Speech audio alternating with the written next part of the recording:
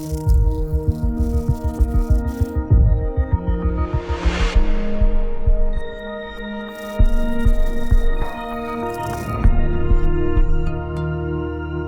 alors Jean-Jacques, on a été partenaire de car, ça fait plusieurs heures qu'on a des discussions enflammées, on se connaît maintenant depuis quelques jours, mais pour ceux qui ne te connaissent pas, est-ce que tu peux te présenter? Oui, volontiers. Donc, mon nom c'est Jean-Jacques Favier. Mon cursus est le suivant. Je suis ingénieur de formation et physicien. Je suis un chercheur. J'ai passé l'essentiel de ma carrière, les 2 tiers de ma carrière, je dirais, dans la recherche, des laboratoires au sol, mais aussi, chose un peu plus exceptionnelle, les laboratoires spatiaux. J'ai eu la chance d'être sélectionné comme spationaute ou astronaute scientifique, d'abord par le CNES, l'Agence spatiale française, puis par la NASA. Ce qui m'a conduit à participer à une mission sur la navette Columbia de près de 17 jours, qui est la mission la plus longue de la navette, dans un laboratoire et auprès d'expériences que j'avais préparées pour certaines d'entre elles. Donc mon vol spatial, c'est un peu l'aboutissement et c'est la cerise sur le gâteau pour un chercheur qui a préparé des expériences au sol, a développé des appareillages, les a fait voler, les a accompagnés et au retour, en fait, a exploité avec ses équipes les résultats des expériences spatiales. Donc à ce titre-là, bon, je suis très, très heureux d'avoir pu suivre ce cursus. Il est assez original, je crois, il faut le dire, dans la communauté des astronautes. Et le point de référence, le point clé pour moi, c'est la recherche. Et je pense qu'on va en reparler. Tout à fait, et c'est exactement notre thématique aux Açores, donc l'exploration est-elle vectrice de progrès? D'où la question suivante, quel est ton rapport à la mer dans un premier temps? Alors, mon rapport à la mer est assez modeste, j'en conviens. J'ai toujours aimé la mer, mais plutôt, je dirais, j'ai pratiqué le bord de mer. Je ne suis jamais parti ni en croisière, ni au long cours, etc. J'ai pratiqué la voile en tant que dériveur, j'ai fait de la régate, etc. Donc, ce contact-là avec l'eau m'est relativement familier. Mais dès qu'on quitte la côte, dès qu'on se trouve au centre ou loin de tout continent, eh bien, la relation de l'homme, et de moi en particulier, avec l'environnement change complètement. Il change complètement et par de nombreux aspects rejoint un peu l'expérience que j'ai vécue dans l'espace. Bon, on se sent tout petit, tout modeste, au milieu finalement d'un environnement qui nous dépasse. Pour peu que les conditions météo soient un peu délicates, on se rend compte qu'on n'est vraiment pas grand-chose sur une coquille de noix. Et ça me rappelle, et nous avons eu des discussions dans nos quarts de nuit à plusieurs reprises, l'environnement et la sensation qu'on a quand on est dans l'espace, dans un vaisseau spatial, et qu'on prend conscience qu'on est une toute petite capsule perdue, non pas perdue, mais éloignée de ses bases, dans l'espace. Donc des points communs évidents au niveau, j'irais, donc des sensations physiques, au niveau aussi de la réflexion, au niveau de nos réactions.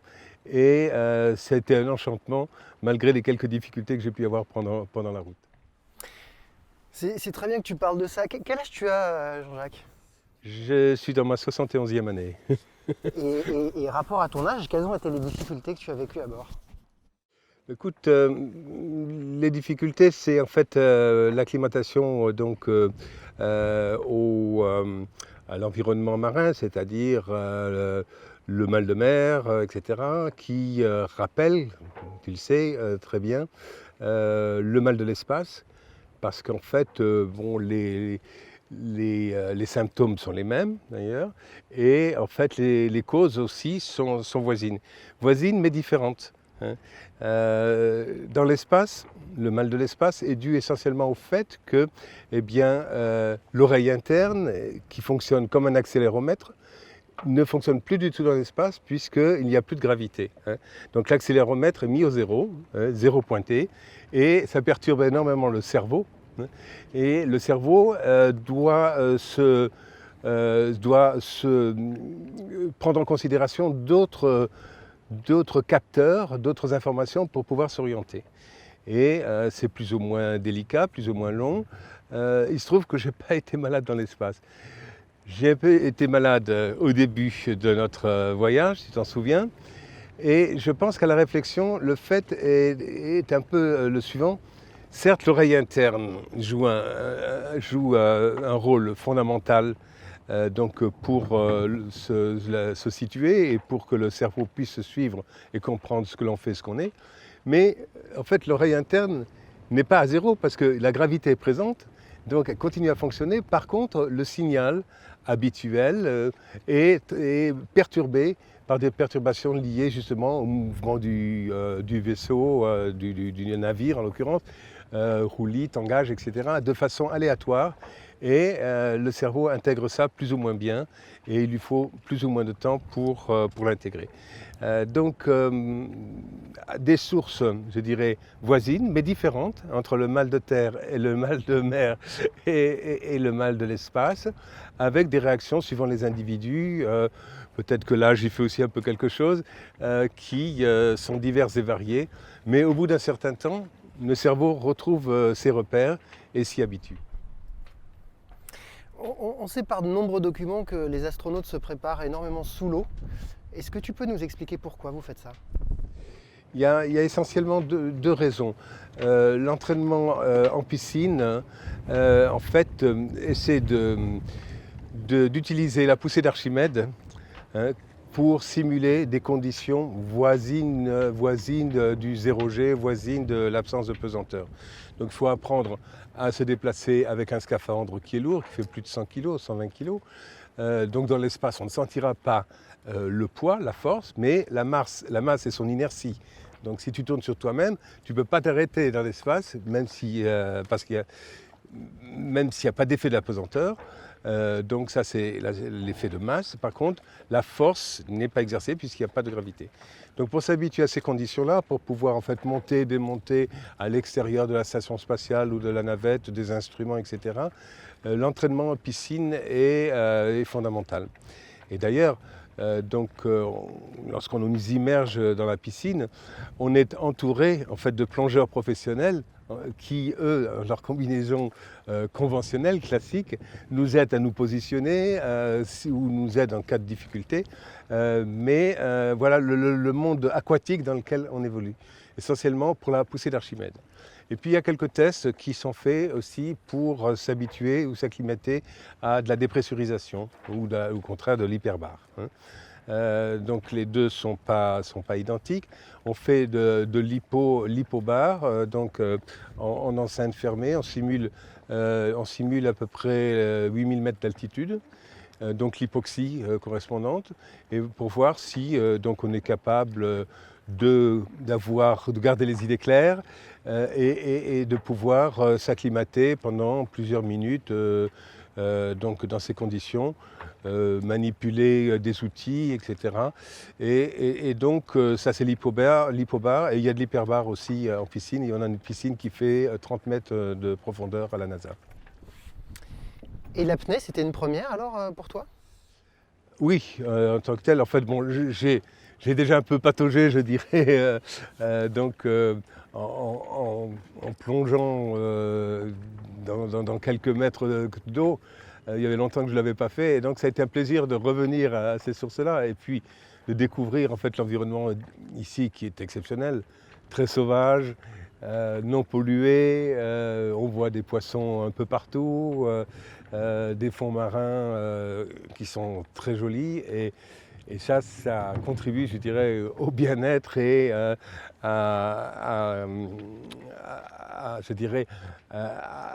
au maintien en forme pour la mission et le projet pour lequel on est réunis, élémentaire. Il nous faut en fait pouvoir garder les idées claires, garder un certain optimisme aussi dans nos discussions, et je pense que une plongée comme celle de cet après-midi y contribue.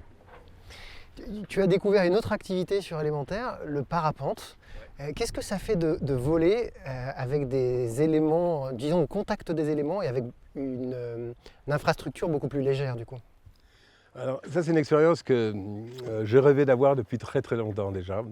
Je n'ai pas eu l'occasion parce que j'étais très pris par mes autres activités, mais c'est une expérience que je voulais vivre et qui plus est, là, en toute sécurité, puisque je volais avec un champion du monde, etc. Donc je n'avais pas de stress du tout. Je n'ai pu que profiter, je dirais, du bon côté des choses. Et parmi les choses vraiment qui m'ont marqué et qui resteront longtemps dans mon esprit, c'est la possibilité finalement de se déplacer. Le parapente est un moyen de locomotion. C'est très simple dans sa technologie. Quand on compare aux autres technologies que j'ai été amené à utiliser, soit des fusées, soit des avions, etc. C'est très simple. Ouais. Ça n'abîme pas l'environnement du tout. Hein. Au contraire, on est vraiment en contact avec les éléments. Hein. Et puisque un clin d'œil à l'espace et à la microgravité ou l'absence de pesanteur, quand on essaie de monter, de remonter des ascendances, etc., finalement, naturellement, hein, on s'oppose à la gravité. Hein, et donc ça, c'est vraiment un malin plaisir. C'était vraiment un malin plaisir pour moi que de dire, tiens, avec une simple aile, eh bien, j'ai des sensations qui me rappellent en fait l'époque où j'étais en apesanteur. Pourquoi c'est important pour l'homme d'aller dans l'espace? Alors, il y a deux raisons majeures pour essayer le plus simple possible. La première, c'est que aller dans l'espace, c'est aller à la découverte, hein, c'est l'exploration. Hein, et ça, pour moi, ça fait partie, c'est des gènes de l'homme. L'homme, ce qui caractérise à mes yeux, c'est en fait sa recherche de connaissances permanente. Hein, c'est ce qui a fait qu'il est devenu un être évolué. Il n'allait plus simplement rechercher sa nourriture à gauche et à droite comme le font très bien d'autres animaux, de façon d'ailleurs souvent très organisée, avec des stratégies fines. L'homme est passé par là, mais maintenant l'homme est arrivé, déjà depuis de nombreux siècles, à un niveau où en fait il peut se permettre en plus, pour le plaisir je dirais, ou pour assouvir sa quête de découverte, de nouveauté, aller à la limite. Sur cette terre, ça a été souvent le cas, avec toutes les grandes explorations, etc. Et je pense que maintenant, on est depuis une cinquantaine d'années, un nouveau tournant où il y a deux directions complémentaires, et que ce projet rapproche d'ailleurs, pour en fait aller explorer. C'est l'espace dont tu viens de parler, et là je reviendrai sur les détails si tu veux. Et puis ce sont les océans aussi. Les océans, on ne connaît quasiment rien des océans. Hein. Jacques Rougerie nous disait qu'on ne connaissait qu'1% de l'océan, hein, fort possible. Et donc il y a une communauté, je dirais, de pensée à développer entre exploration des océans et exploration de l'espace. Et on peut voir d'ailleurs, c'est ça qui moi m'a beaucoup intéressé quand j'ai été sollicité pour ce projet-là, de réfléchir en fait au point d'intérêt commun, en tant que chercheur cette fois-ci, entre l'espace et l'océan et l'environnement d'une manière générale. Il y a un des sujets pour lequel j'ai une attention particulière, c'est la recherche de ce qu'on appelle l'exobiologie dans notre langage, c'est-à-dire des traces de vie potentielles dans l'espace, dans le système solaire pour commencer, mais éventuellement plus loin, qui, en fait, d'un point de vue scientifique, a beaucoup de sens et beaucoup d'intérêt, mais c'est un sujet, je pense, assez fédérateur, même pour, je dirais, le grand public, hein, qui légitimement se pose, même si ce n'est pas sa culture, sa formation, etc., la question de savoir si on est seul dans l'univers, d'où l'on vient, etc. C'est le volet spatial. Et depuis quelque temps maintenant, je réfléchis en fait à la question symétrique dans les océans. Hein, c'est-à-dire tout ce qui est vie cachée, mal connue, dans des conditions extrêmes aussi, donc des extrémophiles dont on parle, Et il est évident à mes yeux, de plus en plus évident en tous les cas, que pour rechercher d'éventuelles traces de vie ou éventuellement même des formes de vie sur d'autres planètes, à commencer dans notre système solaire par exemple sur Mars, on a tout à fait intérêt à s'inspirer des recherches qui ont été faites autour des extrémophiles dans les océans. Donc c'est aussi un des thèmes qui m'est cher, et la présence ici dans les Açores, dans l'université en fait en a fait sa spécialité, en fait des extrémophiles, m'intéresse beaucoup, et je pense que là il y a un écho encore une fois entre océan et espace. Alors tu me posais la question de savoir les raisons d'avoir l'homme dans l'espace. Donc la première, j'ai essayé un peu de la développer, c'est la quête de connaissances, de connaissances nouvelles, etc.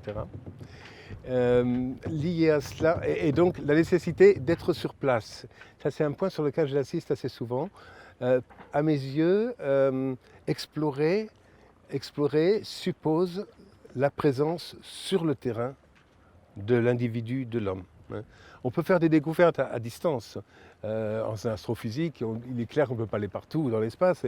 Grâce à des télescopes, grâce à des ordinateurs, des modélisations, on fait des découvertes et on se rend compte, on est capable maintenant, avec assurance, de dire que l'espace est en expansion et qui plus est en accélération. On n'est pas allé voir sur place, mesurer avec un double décimètre. Ça, c'est la modélisation, c'est l'interprétation d'un certain nombre de données prises à distance. C'est de la découverte. L'exploration, encore une fois, Christophe Colomb était un explorateur parce qu'il est allé voir sur place comment ça se passait. Et donc pour l'espace, si on veut avoir des explorateurs, si on veut connaître ce qui se passe sur Mars, etc., la recherche de la vie, mais aussi bien d'autres questions importantes, eh bien il faut aller sur place. Donc l'homme dans l'espace, après cela, est indispensable. La deuxième raison que je voulais évoquer, qui recoupe un peu la première, si tu veux, mais c'est un débat qu'on a eu pendant nos quarts de nuit, je m'en souviens, sur l'homme est-il indispensable? Est-ce que le robot ne va pas supplanter l'homme dans les années qui viennent? Est-ce que l'intelligence artificielle va en fait dépasser les capacités de l'homme? Donc là, les avis sont partagés, tu sais très bien. Moi, je suis de ceux qui pensent que l'homme a une caractéristique ou une faculté qui, pour l'instant, lui est propre, ne me semble pas être dépassée. C'est en fait l'intuition et la capacité de réaction rapide à travers ou à propos de critères qui sont parfois très très subtils et qui ne sont pas encore enregistrés dans un programme d'ordinateur. Donc moi je l'ai vu, j'étais en tant que scientifique dans l'espace, dans mon laboratoire, on faisait de la recherche fondamentale. Qui dit recherche dit en fait non-connaissance du résultat final, puisqu'on recherche. Si on était en recherche appliquée ou en application de manière ou en production, etc., on connaîtrait donc les procédés, les modes de réglage, etc. Et n'importe quel humain d'une part, pas forcément chercheur, n'importe quel robot éventuellement pourrait prendre le relais. Là, on est en recherche. Et recherche suppose que le résultat n'est pas connu d'avance. Les expériences sur lesquelles j'ai travaillé, où j'ai passé beaucoup de temps et d'énergie dans ma carrière de recherche au sol et après dans l'espace, il s'agissait en fait de trouver, je vais être très simple pour ne pas être trop compliqué, de trouver des conditions locales pour l'expérience, de température, de pression, etc., pour en fait exacerber une fluctuation, une oscillation, une instabilité du système, d'accord ? Les modèles qu'on avait déjà développés, que d'autres avaient développés, nous disaient que ce sera autour, je dis des choses tout à fait au hasard, autour de 950 degrés pour une pression de 2 bars, etc. Donc l'expérience était prévue ou programmée pour créer ces conditions-là. Bien, quand on est arrivé à 900 degrés, sous 2 bars, on n'a pas vu le phénomène qu'on cherchait. Par contre, je me suis aperçu que quand on était passé à 850 degrés, je vous le fais simple volontairement, mais c'est pour expliquer mon propos, eh bien, il y avait des prémices d'instabilité qui commençaient à être intéressantes et qui se sont estampées quand on est allé plus haut. Donc je suis revenu en arrière et à ce moment-là, effectivement, les phénomènes qui m'intéressaient se sont mis en place. Donc, il s'agissait de recherche fondamentale. On savait en gros où était la fenêtre de tir, hein, par modélisation, etc., par d'autres expériences complémentaires. Mais la recherche fondamentale, donc la recherche à propos de l'inconnu, suppose en fait la compétence de l'homme sur place, localement, avec une intuition et la possibilité de réagir rapidement. Et c'est pour ça qu'on a besoin de scientifiques dans l'espace aussi. Waouh! Est-ce que la survie de l'humanité passe à la fois par les océans et par l'espace?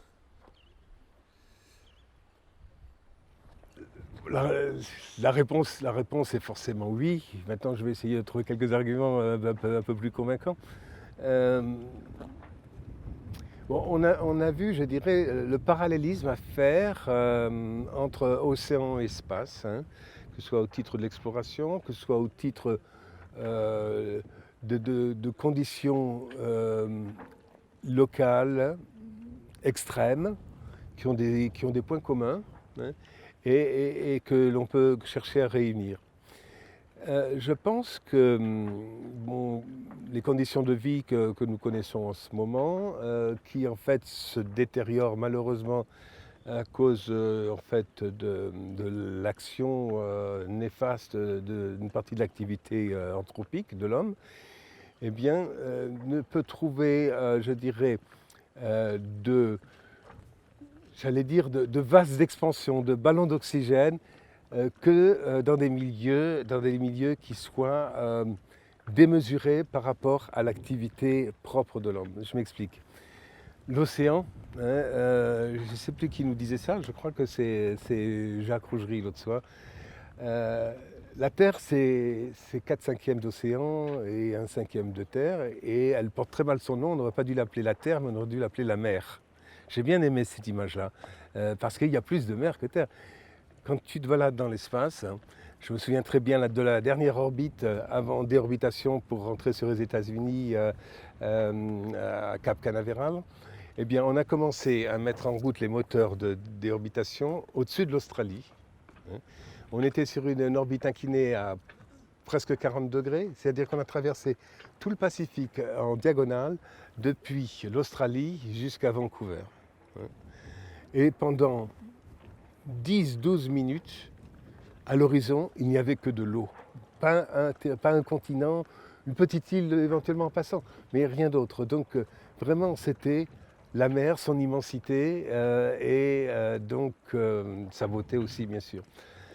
Alors, ta question sur est-ce que l'océan et l'espace risquent de sauver l'humanité dans la mesure où on aura besoin de ressources, Je crois que le premier élément que je donnais, c'est la taille, hein. Le facteur d'échelle fait qu'on peut espérer puiser des ressources dans les océans, dans l'espace aussi qui est immense, qui nous permettront en fait de corriger le tir et nous sauver. Et je crois que le mot-clé, c'est corriger le tir, hein. Je ne suis pas de ceux qui pensent que le plan B, c'est qu'une fois qu'on aura tout détraqué sur cette planète, c'est de s'installer ailleurs en espérant qu'on arrivera à trouver des conditions de vie qui seront plus intéressantes. Non, pour moi, il n'y a pas de plan B, il n'y a qu'un plan A, c'est cette planète. Il faut la sauver, il faut faire en sorte qu'on la respecte. Hein, et c'est aussi une des raisons qui m'a fait que j'ai tout de suite flashé sur le projet élémentaire. L'idée, c'est vraiment de tenir compte en fait, des aspects environnementaux, des aspects humanistes, des aspects du rôle de l'homme justement dans son environnement, hein, sous tous ses angles, avec toutes ses qualités et tous ses profils, comme tu le sais bien. Donc ça, à mon avis, c'est quelque chose qu'il faut préserver. On a fait des erreurs évidentes, hein. Il faut les corriger au plus vite, mais restons avec à l'esprit l'idée que c'est ici avant tout qu'habite l'homme, hein, qu'il aille à voir ailleurs, qu'il aille explorer. J'étais quand même je suis toujours un des partisans forts de l'exploration des autres planètes. Oui, pour voir à quoi ça ressemble, pour voir comment on peut mieux comprendre d'ailleurs sur les autres planètes ce qui se passe dans le système solaire et ce qui se passe sur notre Terre. On avait eu une discussion sur Vénus et son atmosphère, sur l'effet de serre, etc., qui a été découvert sur Vénus pour expliquer pourquoi la température de la planète était si élevée, tout simplement parce que son atmosphère de gaz carbonique est si lourde qu'elle enferme complètement la chaleur de la planète, et la température de surface de Vénus, c'est 500 degrés. Et les climatologues ont en fait transféré ou transposé les modèles que les planétologues avaient développés dans les années 80 au climat de notre planète, et ont montré effectivement que ces modèles étaient applicables et permettaient de prévoir en fait un certain nombre d'échauffements contre lesquels il faut lutter.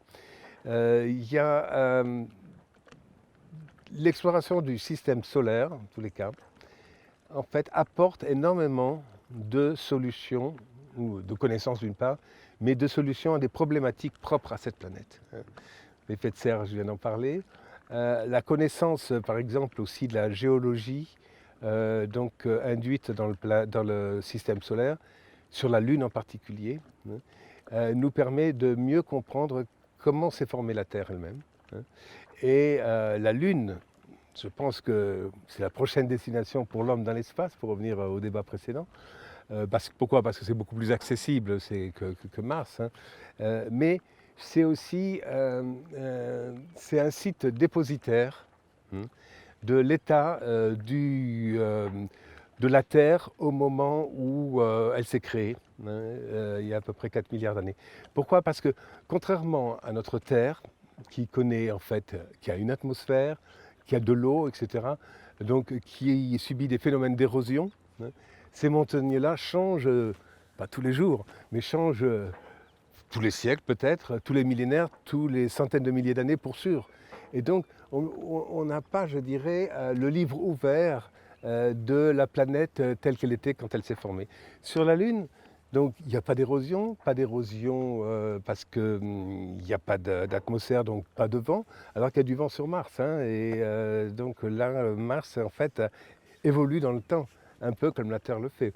Mais il y a un autre intérêt d'aller étudier Mars pour bien comprendre la Terre, on peut en reparler.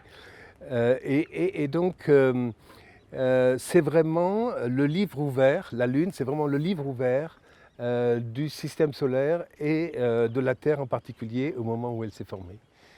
Et c'est Jack Schmitt, l'astronaute américain de la dernière mission Apollo 17, qui était le seul scientifique, le seul géologue du programme, qui est arrivé en fait à s'impliquer dans ce programme parce qu'initialement c'était simplement une démonstration technologique et une démonstration de force géopolitique, le programme Apollo. Mais il y a eu un certain nombre de personnes qui, au sein même de la NASA et dans les laboratoires alentours, qui ont pu donc faire comprendre qu'il fallait profiter de cette occasion pour faire réellement progresser la connaissance de la Lune, mais par la Lune, la connaissance de la Terre. Et Jack Schmitt l'a très bien fait. Il allait sur la Lune, d'abord il est resté un peu plus longtemps que les autres, 48 heures, l'émission moyenne sur Apollo, 72 heures pour Jack Schmitt, Apollo 17. Mais lorsqu'il est arrivé sur la Lune, ce qu'il a dit, mais tout ce que je savais, pourtant c'était un expert, le géologue, tout ce que je savais de la géologie de la Lune, je pensais être la géologie de la Lune, eh bien, je ne l'ai pas retrouvé, j'ai trouvé tout à fait autre chose. J'ai trouvé des cailloux orangés sur la Lune, alors que tout le monde me disait que c'était noir et blanc. Les autres astronautes des missions précédentes m'ont pas dit qu'il y avait des cailloux orangés. Ils ne les avaient pas vus parce qu'ils n'ont pas l'œil du scientifique et du géologue. On leur avait dit ramenez 30 kilos d'échantillons. Ils sont allés à la pelle, ils ont pris 30 kilos dans leur sac, ils ont mis ça dans dans le lemme pour le retour. Lui, il a sélectionné ses cailloux. Il a pris même des risques, je dirais, physiques. Il est allé au bord de précipice pour prendre des photos, pour filmer des strates qui lui semblaient intéressantes, etc. Et donc, on voit là, c'est aussi un argument à mon ode, si tu veux, de l'importance et l'intérêt du scientifique sur place dans l'exploration. Ce gars-là a fait avancer plus la connaissance de la Lune, sa géologie, et par ricochet de la Terre, que tout le reste du programme Apollo. Donc, je ne sais plus pourquoi on parlait de ça. Je voulais pas te couper parce que c'était très intéressant, mais maintenant j'ai envie de t'entraîner dans une autre direction parce que à l'aune du progrès tel qu'on l'appelle aujourd'hui, du fait qu'on arrive à observer la Terre sous toutes ses coutures, et que aujourd'hui il y a plus de gens qui sont allés dans l'espace et qui ont fait le tour de la planète que les gens en ont fait en bateau, en solitaire. On a aussi l'exemple du point Nemo, où un être humain qui se trouve là est plus éloigné de tous les autres êtres humains qu'un qui est dans l'espace. Et souvent on entend cette maxime que je trouve très intéressante, on a une civilisation qui est technologiquement très développée et culturellement désastreuse. Est-ce qu'il ne serait pas temps de définir des priorités, peut-être pour essayer d'arriver à avoir une civilisation qui se développe sur le long terme et où les gens soient plus heureux finalement, et où les rapports soient plus équilibrés, plus égalitaires, et comment est-ce qu'on pourrait s'y prendre? Est-ce qu'on pourrait s'inspirer de l'espace pour ça? Alors, tu as prononcé un mot-clé qui est l'éducation. Je crois que tout passe par là. Quelle que soit, je dirais, la connaissance que l'on veut faire passer aux gens autour de soi, l'éducation joue un rôle fondamental. Donc l'espace ou la conquête des océans, etc., ou les grands défis des océans, donc en surface ou en profondeur, enfin des choses qui sont extrêmes, eh bien, d'une part, sont relativement faciles à divulguer parce que ça sort tellement de l'ordinaire que même des gens qui a priori ne présentent pas forcément d'intérêt pour ces choses-là t'écoutent ou vous écoutent. Donc il faut profiter de ces grandes aventures humaines, l'exploration générale, spatiale ou des océans ou autres, pour pouvoir enclencher un déclic auprès des gens. Bon, c'est pas suffisant, c'est tout à fait clair. Ce qu'il faut, c'est en fait un accompagnement et des programmes d'accompagnement éducatif qui soient réellement à la hauteur des enjeux, parce que, en fait, c'est un cercle vicieux, ces affaires-là. Pour revenir, si tu veux, à notre idée de la Terre, centre de tous nos intérêts. On abîme beaucoup notre planète, individuellement, les uns les autres, souvent par manque de connaissances, ou souvent par, je dirais, désintérêt parce qu'on ne nous a pas suffisamment expliqué quels étaient soit les enjeux, soit quelles étaient les conséquences de nos comportements individuels. Et là, on revient dans le domaine de l'éducation. Et éduquer, ce n'est pas uniquement, si tu veux, proposer des programmes, des connaissances parfois complexes, etc. C'est important, surtout pour ceux qui en sont capables et que ça intéresse. Mais il y a en fait une éducation basique, citoyenne, à développer en parallèle avec cela. Alors, ta question, c'était est-ce que l'exploration des océans et de l'espace pouvait contribuer en fait à une prise de conscience? Moi, j'en suis persuadé. J'ai beaucoup insisté parce que je dirais c'est un peu mon dada sur les aspects recherche associés aux programmes spatiaux. Il ne faut pas négliger non plus tous les aspects applicatifs et le bénéfice que la société en retire tous les jours. Tous les satellites, on ne peut plus vivre sans satellite aujourd'hui, de toute nature. Je dis souvent à mes étudiants, on organiserait une grève des satellites demain, le monde s'arrête. Le monde s'arrête. Plus de télécom, plus de télévision, plus de météo, plus de GPS, les avions ne peuvent plus circuler, etc. etc. Donc tout ça, ce sont des bénéfices acquis grâce au développement des technologies spatiales. souvent comme, je dirais, sous-produit d'un grand programme spatial, par exemple, d'exploration. Le programme Apollo a été la source de développement dans tous les domaines, ceux que je viens de citer là, mais aussi en termes de matériaux, d'informatique, d'électronique, etc. Et notre société, est-ce qu'elle est aujourd'hui avec ses ordinateurs, etc. Parce que dès les années 60, grâce à la NASA, grâce à ces programmes, après bien sûr ça a été amplifié et repris en écho par bien d'autres domaines techniques, industriels, mais a senti la nécessité en fait de faire de tels développements pour ses propres objectifs, mais au sein même de la NASA, des gens ont parallèlement réfléchi à ce qu'on appelle le spin-off, c'est-à-dire ce qui peut venir des technologies spatiales et servir dans la vie quotidienne. Et tout le monde a des exemples en tête. Donc en fait, si des militants écologistes nouvelle génération pensent qu'on ne va pas dans la bonne direction, il leur suffit de hacker les satellites internationaux et le réchauffement climatique, les enjeux du réchauffement climatique sont réglés, non? Mais, ils sont réglés dans quel sens, ça, je ne sais pas par contre. Mais je ne sais pas si ta question c'est mettre l'accent sur la fragilité, si tu veux, des systèmes qui nous entourent et qui sont utiles pour notre vie quotidienne, telle qu'on la pratique aujourd'hui en tous les cas. Tu as raison de dire que toutes les technologies sont sensibles en termes de fragilité, de détournement, etc. Mais je ne pense pas que c'est comme ça qu'il faut voir les choses. Je reste quand même, me semble-t-il, pondéré en disant que le progrès qui accompagne l'exploration et donc la recherche et la découverte et les connaissances, hein, permet en fait de faire des choses qu'on ne pouvait pas se permettre auparavant. Tout le problème, hein, c'est le dosage et la bonne utilisation des applications de la recherche fondamentale qu'il nous faut faire dans ce bas monde. Est-ce que tu peux nous expliquer en quelques mots là, pourquoi on a réussi à régler le problème du trou de la couche d'ozone en si peu de temps et qu'on n'arrive pas à régler les enjeux environnementaux aujourd'hui? Ça, c'est effectivement un exemple que j'aime bien citer, je suis content que tu en parles. Parce que j'ai évoqué très rapidement en fait la nécessité d'avoir une éducation citoyenne pour les gens et donc un comportement responsable individuellement. Mais ce n'est pas suffisant. C'est pas suffisant.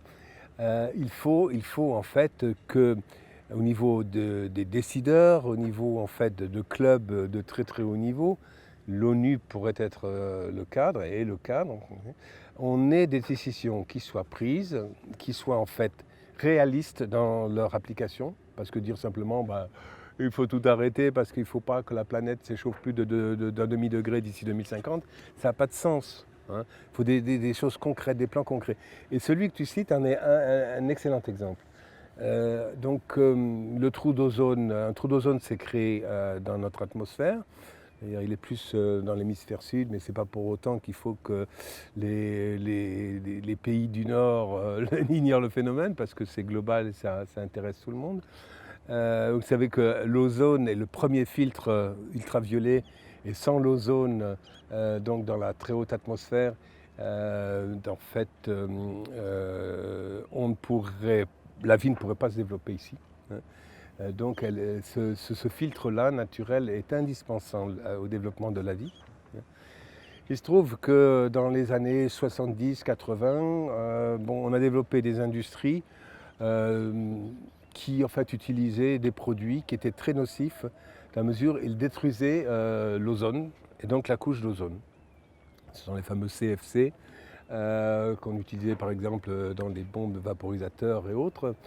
Alors pourquoi est-ce qu'on utilisait ça? C'est non pas parce qu'on voulait faire du mal, ou ceux qui ont proposé de le faire voulaient faire du mal. Il se trouve que ça remplissait bien son rôle pour la chimie qui les intéressait. Et en fait, on ne savait pas quelles seraient les conséquences d'une utilisation intensive de ces produits sur notre environnement. Dans les années 80, on s'est aperçu en fait que ce trou d'ozone se mettait en place et qu'il était très nettement relié à la présence des CFC dans la très haute atmosphère, dans la stratosphère. Et une décision a été prise à Montréal, je ne sais plus comment on appelait ça, c'est l'accord de Montréal ou la résolution de Montréal peut-être, en 89, et en fait de bannir complètement les CFC dans l'industrie. Ça a été remplacé par d'autres produits qui étaient moins dangereux, etc. Et ça a été appliqué quasiment partout, par tous les pays du monde. Et le résultat quand même assez étonnant, c'est qu'en l'espace de moins de 30 ans, la couche, en fait, a repris d'ozone, a repris quasiment toute son extension. Il reste un trou, on le suit avec nos satellites, etc. Mais les spécialistes pensent que d'ici 20 ans, si on continue comme ça, le trou dans la couche d'ozone aura complètement disparu. Et donc, on aura recréé des conditions de vie tout à fait acceptables ici sur cette planète. Donc en moins de 30 ans, on a réglé un problème qui potentiellement était létal pour l'ensemble de l'humanité. Absolument, c'était catastrophique. Catastrophique. Et aujourd'hui, on est face à un grand défi en termes de résilience pour l'humanité. Est-ce qu'il existe des moyens de punition comme par exemple en cas de guerre mondiale, on a, une fois que la guerre est terminée, on a les tribunaux de crimes contre l'humanité. Est-ce que on a parlé du volet éducatif, est-ce qu'à un moment donné, ça ne serait pas utile de punir les gens qui continuent dans une mauvaise direction, tout en sachant que le problème est complexe et que utiliser une arme sur des problématiques aussi longues, ça ne suffit pas? Comment est-ce qu'on pourrait s'y prendre? Bon, c'est délicat et je pense qu'il faut qu'on trouve des solutions ou des options à proposer en dehors d'un cadre aussi dramatique que celui que tu évoquais d'une guerre ou des choses comme ça. Mais il me semble effectivement important. Et encore une fois, l'éducation joue un rôle fondamental dans tout cela. Que la prise de conscience soit citoyenne, mais aussi au niveau des autorités décidantes, avec des enjeux qui les concernent, eux, les politiques aussi. Parce qu'on a souvent l'impression que les décisions qu'ils prennent, ces décisions sont prises à la vue rapide d'un rapport fait par d'autres, etc., sans qu'ils sachent vraiment de quoi ils retournent, et surtout proposent des solutions qui ne sont pas applicables. C'est ce que j'évoquais tout à l'heure. Il faut en fait qu'il y ait cette prise de conscience et il faut trouver en fait des solutions applicables et qui soient pérennes. Parce que tu parlais de l'inertie du système Terre. Finalement, l'ozone, c'est un des rares cas où en moins de 50 ans, si tout se passe bien, on peut réduire et supprimer en fait les dégâts qui étaient causés. Je crois qu'il y a beaucoup d'autres paramètres climatiques ou autres dont le temps caractéristique est beaucoup plus long que quelques décennies. Et c'est là qu'on revient sur des thèmes du moment qui ont réellement du sens. C'est l'histoire du réchauffement climatique. Réchauffement climatique, pour revenir à des conditions, je dirais, acceptables, si l'on prend de bonnes mesures, va mettre des siècles. Donc il faut réellement que les dirigeants aient ça dans leur conscience, et c'est manquant aujourd'hui. Juste un élément un peu d'actualité, je ne veux pas aller trop loin sur le sujet parce qu'il y a un mouvement, je dirais, qui me semble intéressant au niveau sociétal, voire politique. C'est la prise de conscience par la jeunesse de la problématique écologique, qui n'existait pas du tout pour ma génération, probablement pas pour la génération qui m'a suivi. Donc ça me semble tout à fait intéressant, surtout si c'est associé à réellement une prise de conscience par l'éducation, avec la mise en œuvre d'action individuelle. Maintenant, on ne peut pas attendre tout de la jeunesse, tu vois à quoi je fais allusion. Et il est clair que ce sont d'abord les scientifiques qui savent où on peut aller. Mais ce qui manque aujourd'hui, et je pense que c'était le sens de ta remarque, c'est l'articulation entre la connaissance des experts et la mise en œuvre d'applications au niveau politique. Et là, j'avoue que je suis un peu sec. Hein. Et c'est un peu ce que tu attendais, j'imagine, comme quand tu posais cette question. Comment décliner, comment faire en sorte, quelle instance mettre en place, etc. Ça peut être de la réprimande, tu faisais allusion au procès de crimes contre l'humanité, etc. Le fait est que politiquement, on a plein d'États qui sont les uns avec les intérêts des uns face aux intérêts des autres, dans une compétition généralisée pour les ressources et tout un tas d'autres phénomènes. Pour la science, quand au bout d'un moment on n'a pas de découverte, on coupe les fonds. Ou quand il y a besoin d'avoir des liens entre différents experts, ces liens sont faits. Et très rapidement, on s'organise dans une coopération proactive. À l'échelle du réchauffement climatique, et ça prend énormément de temps, et on a beaucoup de mal à trouver des accords internationaux. Demain, en cas de défi encore plus important et encore plus rapide, est-ce que nos institutions politiques sont équipées? Est-ce qu'en tant qu'être humain, on est équipé? Et est-ce que l'espace peut être une solution pour ça? Par exemple, on en parlait avec Mars et ses potentiels nouveaux organes politiques. Oui, là, bon, on est vraiment dans la conjecture, et ce qui est intéressant d'ailleurs, je dirais, dans la prospective, etc. Ça me rappelle une discussion qu'on a eue tous les deux qui peut-être a sa place dans ce débat-là. On évoquait la possibilité que finalement des groupes d'humains quittent la Terre pour aller s'installer ailleurs, sur Mars ou éventuellement d'ailleurs quittent même notre système solaire pour aller vers des exoplanètes qui ont en fait des environnements que l'on sait à peu près équivalents à celui de la Terre, à peu près la bonne taille de planète, la bonne distance à leur étoile, donc à leur soleil, de l'énergie mais pas trop, donc des températures acceptables, de la présence d'eau, ça a été aussi montré par ailleurs. Donc il y a bien d'autres mondes qui offrent des conditions de confort pour l'humanité, à peu près comparables aux nôtres. Le problème, c'est que la technologie n'est pas maîtrisée aujourd'hui pour aller si loin et pour imaginer qu'un groupe d'humains quitte la planète pour aller ailleurs. Mais c'est intéressant quand même de réfléchir, et on a eu des réflexions de ce type-là, sur la manière dont ce groupe devrait s'organiser s'il avait l'intention de fonder une colonie quelque part, alors pourquoi pas, prenons l'exemple de Mars, ou plus loin. Et la question est celle de savoir si, d'abord, ce qu'on disait, c'est qu'il faudra un minimum d'individus pour que d'un point de vue génétique en particulier, en fait, l'humanité puisse survivre. Et le bon nombre, d'après les experts, c'est 1 millier de personnes.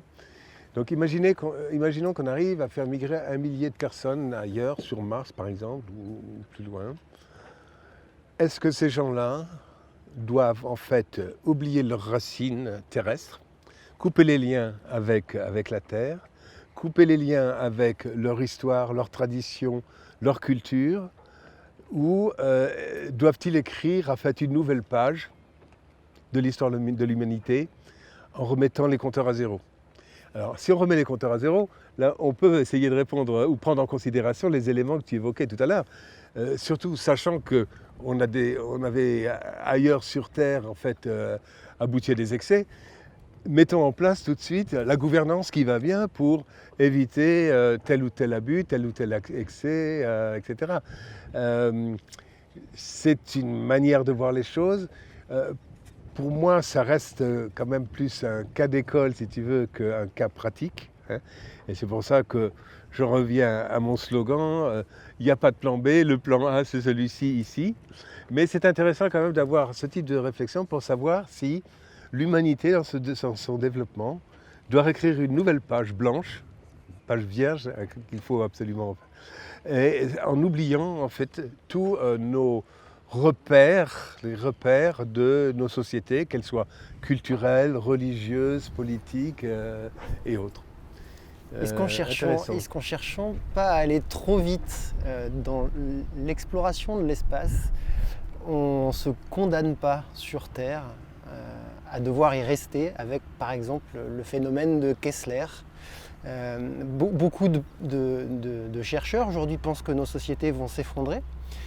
Si c'était le cas et que les satellites s'auto-percutaient les uns les autres et créaient une espèce de prison autour de nous, est-ce que du coup l'humanité est vouée à finir sa vie avec la disparition de la planète Terre?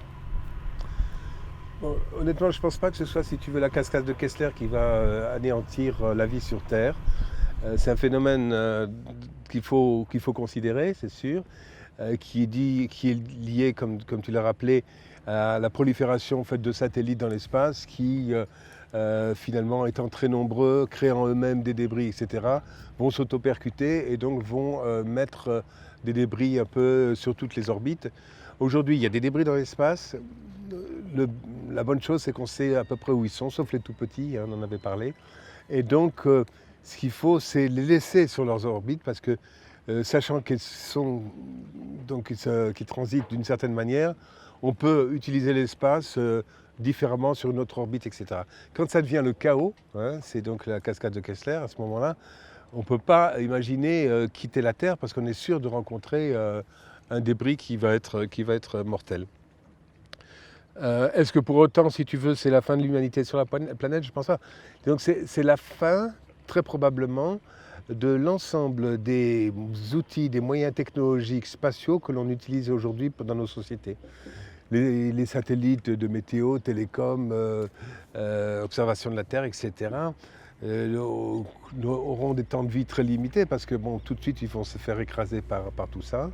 Donc il faudra apprendre à revivre sans ces outils-là, comme on vivait il y a 50 ans ou 100 ans. Mais l'humanité, à mon avis, ne serait pas en danger à cause de ce phénomène. Et donc au final, ça serait comme quand on apprend à un enfant à faire ses premiers pas, on marche, on tombe, on se relève et puis on continue d'avancer. C'est ça que tu vois? Oui, c'est une bonne image, oui. On va revenir du coup les pieds sur terre avec cette image de l'enfant.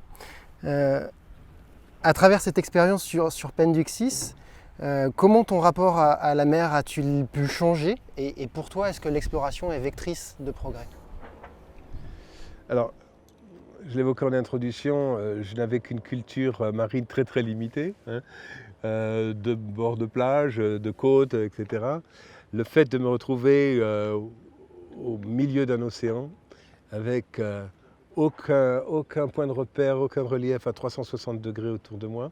Je l'avais vécu parce que j'ai eu quelques expériences, j'ai navigué sur des cargos, etc. Donc je connaissais la vision, si tu veux, périphérique, où là vraiment on se rend compte qu'on est tout seul.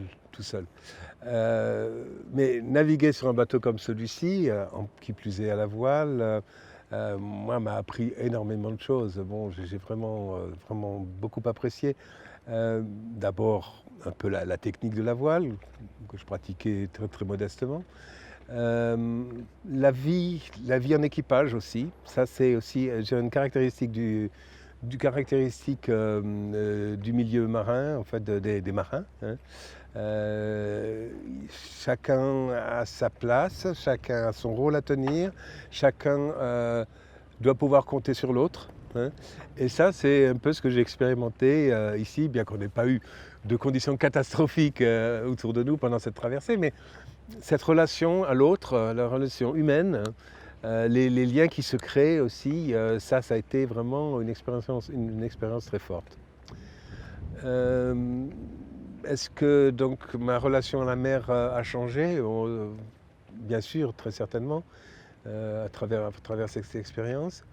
Mais je reviendrai pour conclure un peu en répondant à ta question de façon un peu indirecte en disant que j'étais sensibilisé depuis quelques années seulement, après une longue carrière de chercheur dans d'autres domaines, à l'importance, si tu veux, du milieu marin, en particulier pour les questions d'exobiologie, hein, de milieux extrêmes, etc., qu'on retrouve quand on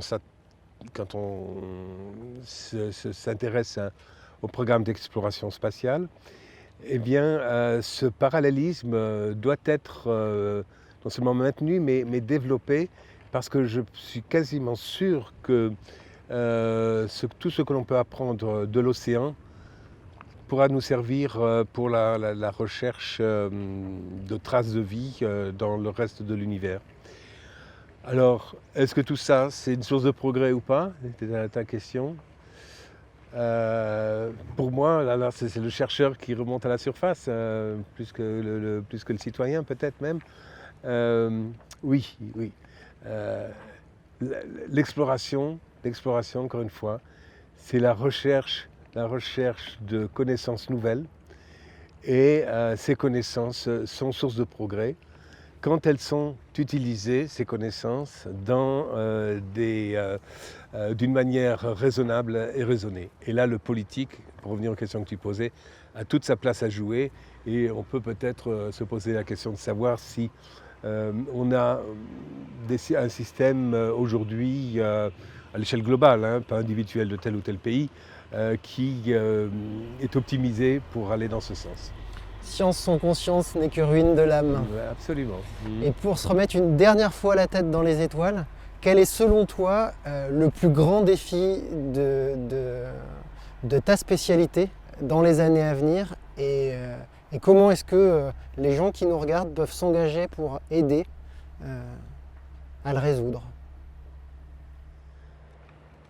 Alors, le défi en matière spatiale, si je comprends bien ta question, qui pourrait